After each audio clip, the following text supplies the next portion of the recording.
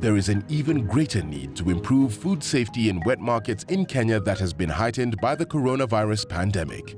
This 25th of November, Micro Enterprises Support Program Trust, in partnership with the Ministry of Health, Agrify, Danida, and the European Union, will explore the importance of food safety in our markets, emerging and re-emerging food safety concerns, legal and regulatory framework and infrastructure, and capacity intervention in response to the coronavirus pandemic.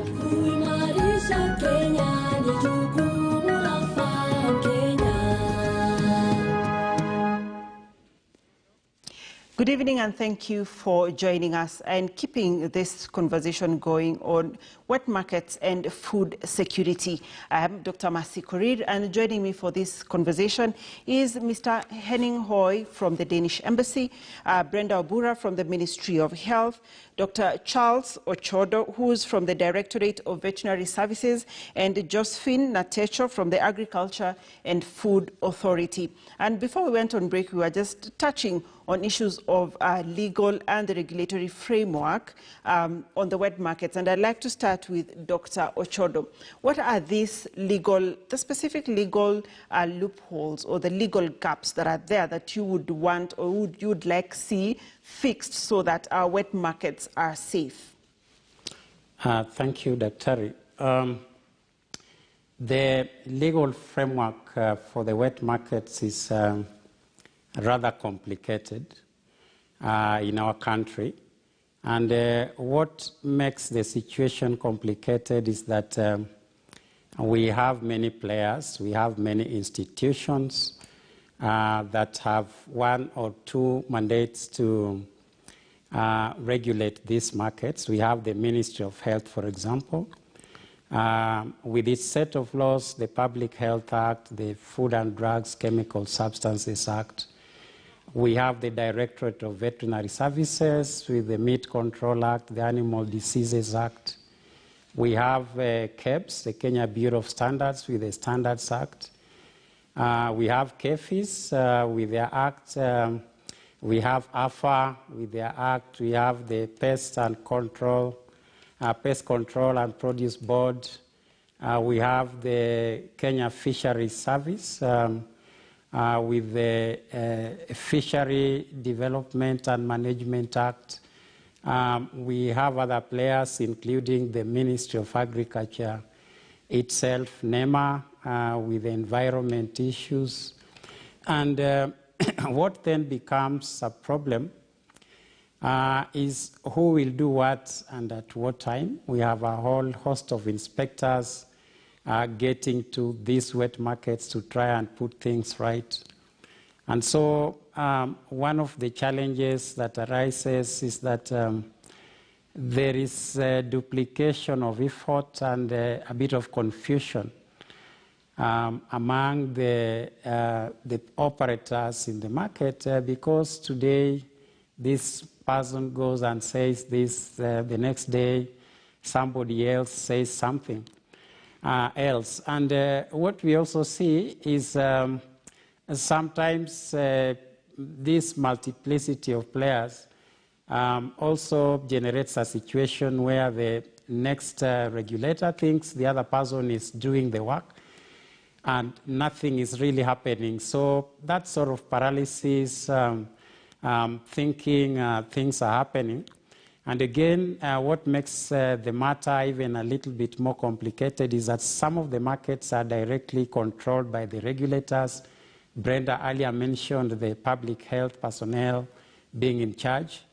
And so it becomes a little bit difficult for another regulator to go and point out issues where another regulator is already in place. So as a country, what we are doing about that, and we are working with the Danish government. Mr. Henning earlier mentioned this. We are working under a project we call the Strategic Sector Cooperation Project, and this started in 2016. What we are trying to do is to develop a control plan, a food control plan, that integrates the 10 to 11 regulators. And we call this plan the multi-annual national control plan because we review it every year. And under this plan, then we try to define our boundaries according to our mandates as spelled out in our laws. And we see where the gaps are, and then we see how we can address those gaps. Also, using this plan, we try to establish where we can have some sort of synergy so that we don't then need to inspect and reinspect. And places where there are overlaps, we see who can do that, and therefore we have some sort of agreement among ourselves on who is to do what. We have also developed certain principles of inspection, and these principles are the ones we now wish to apply as a team when dealing with these markets. And one of the principles is that the wet markets are businesses, and the operators there are food business operators. And therefore, we expect them to comply with the regulations. And these regulations are across the 10 institutions. Number two, we are stressing on a preventive approach where we want to prevent problems, the ones we mentioned, before they happen. And also, when there is need for sanctions, we are not going for the very punitive sanctions. We are trying to see if we can correct things just by warnings and guiding, because most of what is happening there is also happening because of ignorance. It's only in extreme cases where we get to close some of these markets, for example, the slaughterhouses. If the hygiene situation becomes too bad, then we have to close. So that's one approach under the multi-annual national control plan, which is a quality assurance system for official control of food and animal health, plant health, and animal welfare.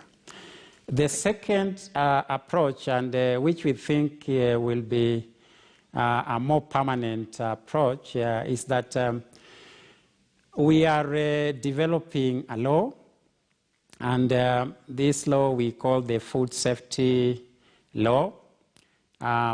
It is in the pipeline. Initially, it was combining drugs and the food. So we had a Food and Drug Authority bill. But we realized combining those two big issues was going to be a problem. And so we separated. And now we are developing this law, the 10 institutions involved in the wet markets. And the lead players are the Ministry of Health and the Ministry of Agriculture.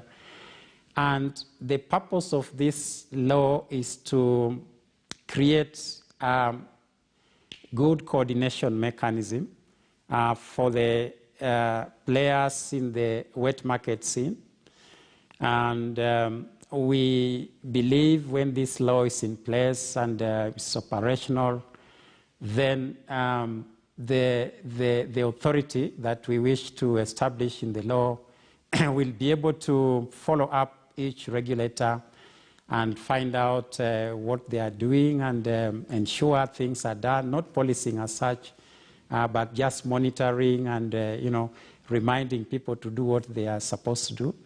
And where there are gaps, because there are gaps, certain forms of wet markets, you find them everywhere. There is even no inspection going on. This law, again, is expected to ensure all of the wet markets come under the view of the regulators. Sometimes we also forget that for wet markets to run properly, it's not basically a matter of the food safety laws, the ones I've referred to. It's also a question of planning. And the reason planning comes here is because these markets are found in highly populated places. And what is happening is that the towns and cities where these markets are were established a while back, and these markets were appropriate for the towns then. But as the population has continued to grow and we have buildings and all manner of things happening around these markets, they have been squeezed off and there is no space for them to expand. And so you see Marigiti, people are now selling their wares on the road. Kangemi, people are literally on the road.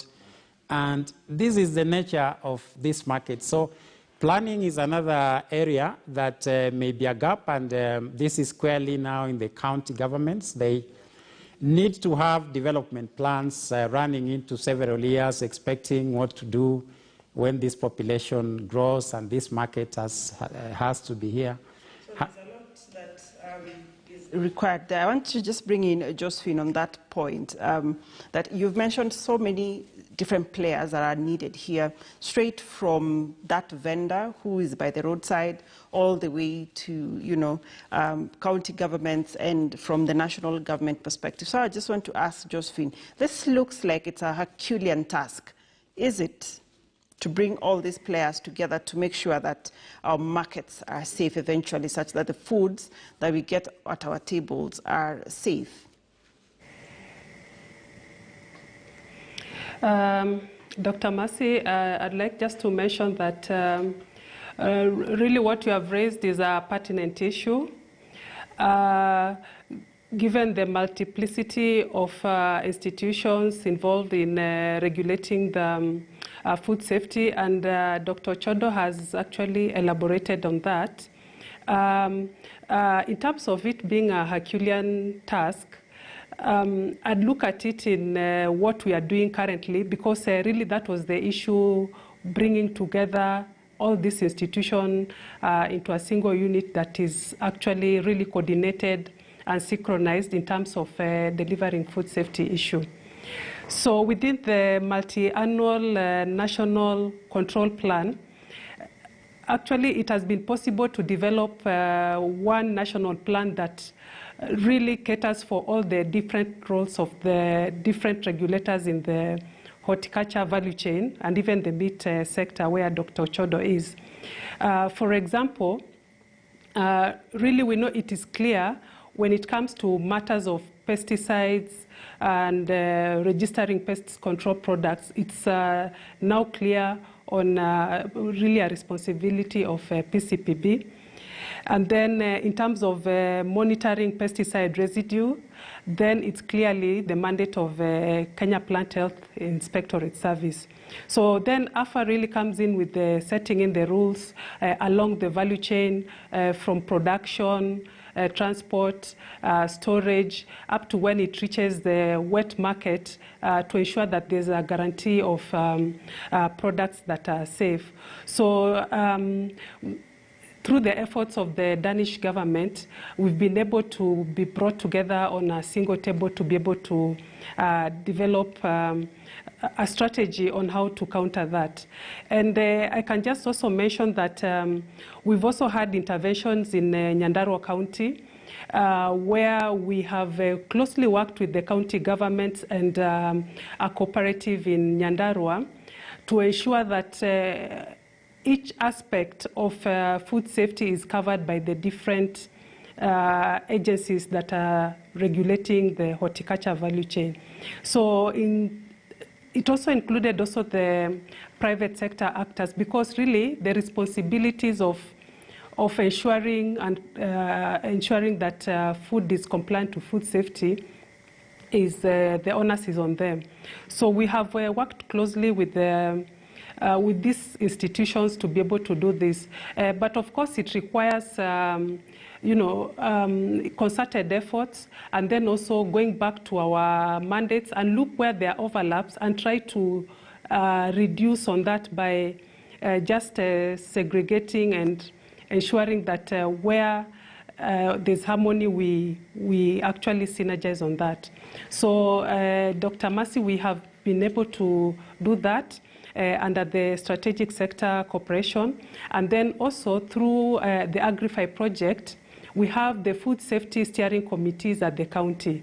So this is actually supposed to ensure that what is being consumed locally is safe, so that we don't we don't concentrate so much on the export market, which is really mature and is able to have products that are safe because of the high levels of interventions by the private sector players in that sector.